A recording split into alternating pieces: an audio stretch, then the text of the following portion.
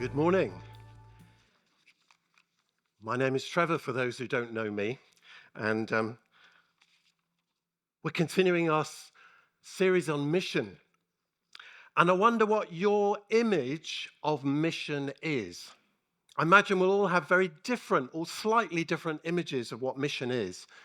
But is it in focus? Is it sharp? Is it up to date? Or has it always been the same? Just share the gospel. Maybe this is how you imagine missionaries, how you picture missionaries. It could be a lot worse, with black and white grainy pictures, with elderly gentlemen in rather dodgy haircuts, dressed inappropriately in suits and ties, striding through a hot jungle or countryside. But these are the founders of the leprosy mission, way back in 1874. So for those of you that aren't good at maths, that's 150 years ago. And they are wonderful people. Fundamentally, mission is not different from the past, because evangelism has existed since Jesus walked the earth. But the use of the word mission or missionary certainly is a more relatively new thing. In the 1600s, the Jesuits they tasked their members to go abroad. And that's when the word was first used. And it's derived, needless to say, from the Latin to send, to go. But our perception of mission and missionaries can vary tremendously. From the slightly dowdy to the dangerous, and for some maybe even a little boring, if we're honest. When in reality, the reality is that it's exciting, it's extremely rewarding, and it's an adventure. Mission in the 21st century has evolved in response to global changes, technological advancements, cultural shifts, theological reflections. All these things have had an input, but the core message of the gospel remains unchanged. The methods, the challenges, the opportunities for missions, those have been adapted to the realities of the world today. Jesus gave us a simple command that we read in Matthew 28. Go and make disciples of all nations. Mission is not just an activity for the church, but it's a reflection of God's heart, his compassion. It's how he reacts to the world. It's God's mission that he is actively seeking to redeem and to restore creation. We are all called to join him in his mission.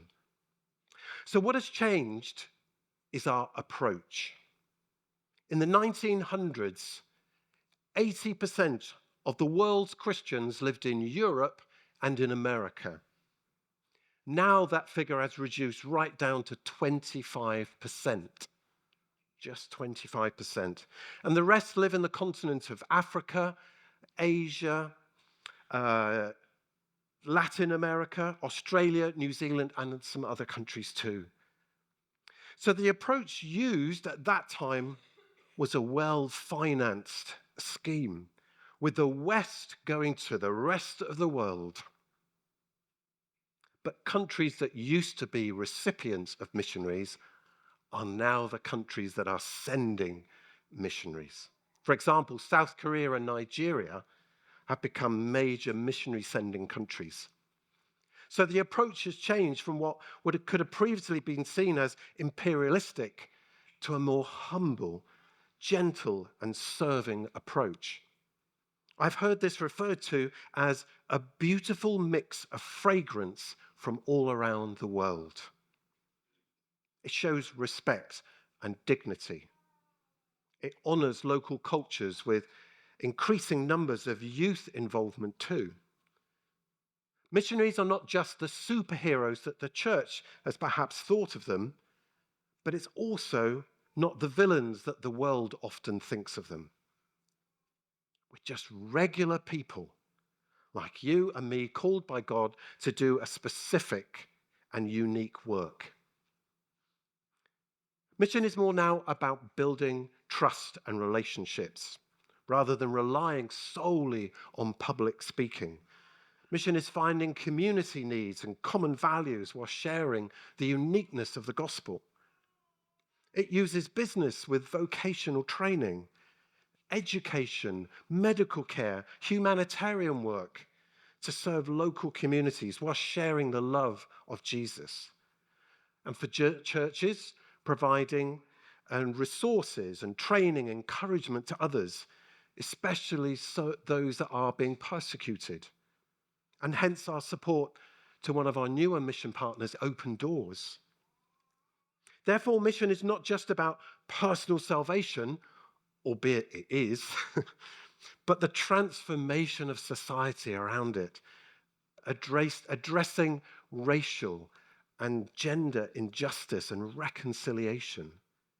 And to summarize all of this is the gospel in practice. Now, 2 weeks ago, Ellie spoke about Matthew 28 and the Great Commission.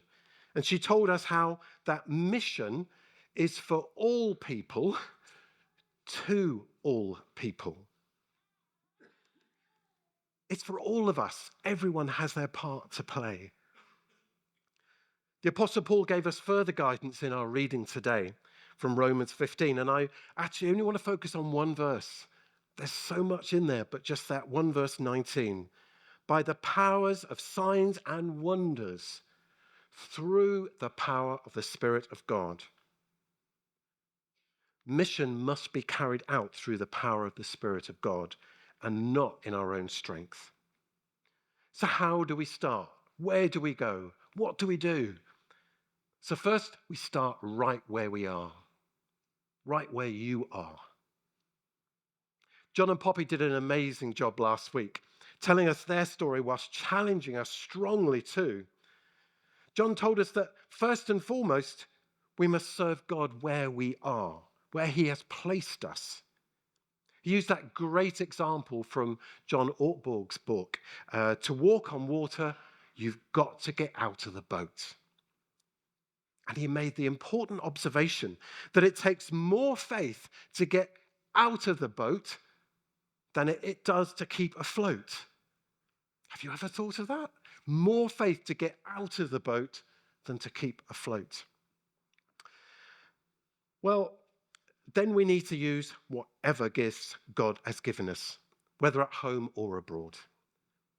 Do you remember that encounter that Moses had with God and the burning bush? God had captured his attention with this bush that wasn't being inflamed by this fire, because Moses was really struggling with his mission call. He felt ill-equipped, incapable of doing what God was asking him to do. So this got his attention. And then God says to Moses, "What is in your hand?" And Moses says, "My staff, just a simple wooden staff." Then God goes on to demonstrate that simple thing that Moses had can be used to assist him in his mission. By God's Spirit, it was transformed into a serpent in front of Pharaoh. Boy, that really got Pharaoh's attention.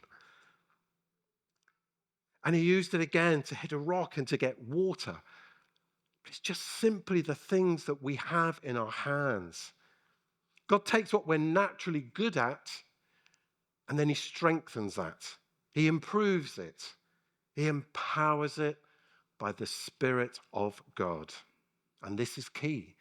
This is what Paul is writing about in Romans 15. Our mission service has to be anointed by the power of God's Spirit. And to remind us, it is God's mission. It's not our mission. So the question is, what is in your hand? What is in your hand? You don't have to answer. Metaphorically, of course. God will use what we already are naturally good at. It may literally be the manual skills of our hand, a building or woodwork or cooking. But for most of us, it will be other skills, other things like talents of admin or writing or artistic skills, management. What are you naturally good at? I asked myself this at the beginning of last year. I just retired after the last 10 years working for the Leprosy Mission, who is one of our displays today. And I looked to see what is in my hand, and I had my camera, my keen hobby of my camera. And I realized that my hobby potentially, and I do say potentially could be used in God's mission service or for the greater good, but only if it was done in the power of the Spirit and as a volunteer. I had the time, the knowledge, the experience of meeting those in our hospitals, in mobile clinics, those in various different countries that the Leprosy Mission works in. But most importantly, the sufferers, the patients, individuals loved by God, created by Him in His image. I knew how to reach out to them in love, compassion, respect, and maintain their dignity. The Leprosy Mission is one of our new mission partners, and it demonstrates the love of Jesus with every conversation, every wound that is bound and cleaned, every operation to restore hands and feet and eyelids to be working again. And because the power of God's Spirit is all over it, I'll just draw your attention to this picture. This young 15-year-old boy called Arjan was having an operation of reconstructive surgery on his clawed hand to enable him to be able to use it again. And throughout the whole of this operation, that must have been about an hour, they were holding his hands on his head.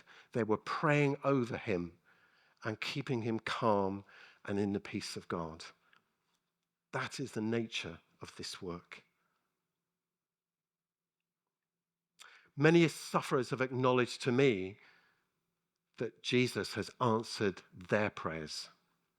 Some of them have fully converted to Christianity, albeit for some that's against the law, and we have to be careful how and where we say things.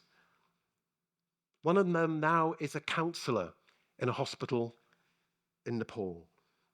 Another is a physio. Another one dresses the artificial legs with, it's difficult to show this without actually having the picture, but if you can think of an artificial leg, it's very mechanical and metal, but having produced that, they then have a sort of like a shield around it that symbolizes the leg. But the color of the skin that goes on that needs to be matched to their skin tone. And this is what this lady, Mary, does. She used to be a patient, and now she works for the mission. So, last year, I talked to God about this.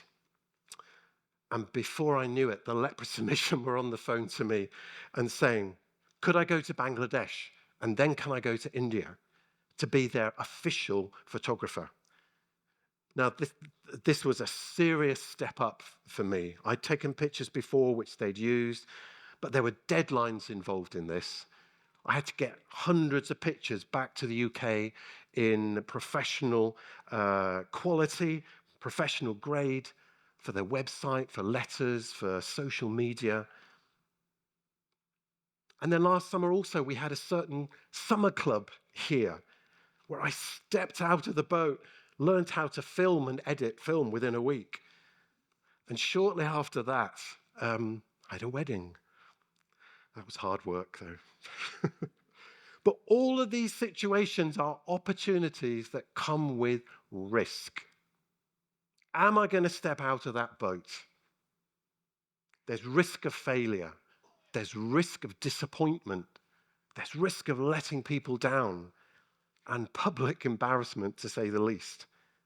But we have to get out of the boat if we're going to walk on water with Jesus. Now, hear what I'm saying here. We all have things that we're good at. and enjoy doing, or maybe have built up some experience through work or time, but would never consider ourselves missionaries or capable of doing mission. Not until you add that power of God's Holy Spirit. Romans 12:1 says, take your everyday life and place it before God. Offer it to God. Now, this was true for Ken Hart too. Nice to see you, Ken and Cora. A member here at St. Michael's until a few years ago when he moved to Surrey. It all started for him with simply donating to the work of Epaphras, and over the years has supported a number of international initiatives through the Epaphras Trust, another one of our mission partners, including a drug rehab center, church building, Bible teaching at short-term Bible schools. And in India, for the past 15 years, Epaphras Trust has provided support to the El Shaddai Bible College, who train and teach young people from poorer communities. It is a Christian-based college providing theological degrees and also other life skills such as sewing, computer studies, etc. Epaphras are incredibly grateful for the significant financial support that we all provide through St. Michael's. But this is at risk. It needs support of a new link person. The greatest single need right now is for someone to come alongside this great work. For Ken clearly is no longer local and unable to do this. So he would love to speak to someone that would like to represent this particular mission partner here at St. Michael's for us. So please do speak to Ken afterwards. Now, in my life group, we've been going through a series called Fruitfulness on Your Front Line. And some of you might also be doing it in your groups or have done it in the past. And it works so well alongside this Mission Possible sermon series. Your front line is wherever you are in the daytime in a non-Christian environment. Maybe it's at the office or your place of work, or maybe it's at home with young children, or maybe with fellow students. Maybe it's caring for grandchildren or elderly parents. The point is that there are everyday encounters which in the power of God's Spirit become incredible mission opportunities. In our group, we took the time to write down all those places that we have non-Christian contact throughout the week, and we came up with this list. So, the choir group, the Bristol Samba Band, book club, camera club, MOD work colleagues, the darts team, uni friends, friends from around the country, and various baby and toddler groups in this community. And we came up with this amazing list and are now focused on our existing gifts and skills and talents that God's given us to share with these people that we have built up relationships with, anointed by God's Holy Spirit, to serve others and demonstrate the love of Jesus. Romans 12 tells us, take your everyday life and place it before God. And then in Romans 15, Paul reminds us again through the power of the Spirit of God. We have been called to be fruitful on our front lines. We all have them, wherever they may be. We are more aware of perhaps the obvious type of missionaries that we have in the past thought of, teachers, doctors, nurses. But have you ever considered this? The management and admin missionary. That's John Spence, who with Poppy set up the Brickworks in 2009. Or how about the washing up missionary? Sounds like fun. It's our very own Luke Shattuck, one of our young adults whose role is to wash up, to clean, to cook, whatever is required of him on this mercy ship that is going to the poorer countries around the world to deliver essential health care. Or how about Sarah and John Sutton in Tonopandi, serving great coffee and conversations in their club coffee on the high street in this town of Tonopandi? Or any one of us handing out hot meals in the Bristol shelter or the women's night shelter? Now, middle-sized or larger mission organizations like Tear Fund, Christian Aid, CMS, the Bible Society, the Leprosy Mission, are in many functional ways like a business. They also need finance people, admin people, computers, marketing, project managers, CEOs, data analysis, press and media people, and of course, people to tell their story. Maybe your professional skills fits within those. There really are opportunities for everyone in mission.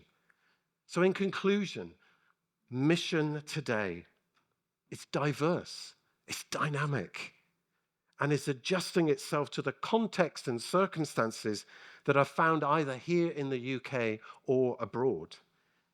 It's extending beyond the traditional evangelism to include social justice, digital outreach, and environmental stewardship. The global church continues to innovate and adapt.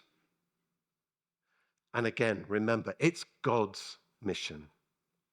It remains to share God's good news of love, mercy, redemption for all people, to all people. We are all invited to invest in it financially, pray especially, and all being well to join in with God's mission, using the skills that we have but have been empowered by his Holy Spirit. So the mission is everywhere, should you choose to accept it. I ought to have that bit of music suddenly then bursting out, shouldn't I? We did at the beginning. So let's commit to pray, to ask God, where and how should we play our part in mission?